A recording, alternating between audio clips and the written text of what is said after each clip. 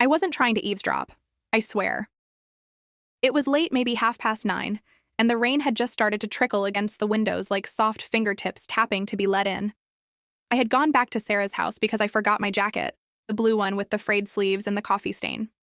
I still couldn't get out.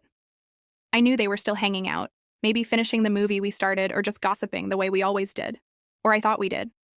The living room light was off, but the kitchen just beyond the hallway glowed with warm yellow light. I heard their voices before I reached the door. Not loud, but sharp. Almost too sharp. I mean, come on, Jess was saying. It's just exhausting, you know? Always so quiet, like we're dragging her through life. Yeah, said Megan.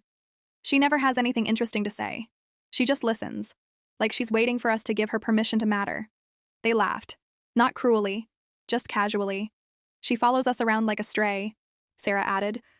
I feel bad sometimes, but it's like she doesn't even try. That word hit me harder than any of the others. They didn't know I was there, half hidden in the shadows of the hallway, jacket clutched to my chest. They kept going, dissecting me like I was a project they were tired of working on. She still thinks we're close, Jess said.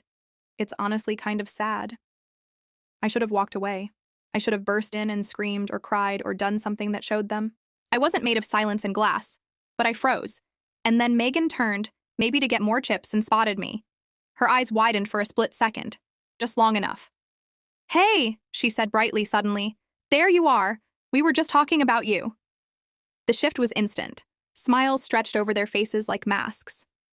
Sarah patted the seat next to her on the counter stool. Jess waved at me like I hadn't just heard them break me down word by word.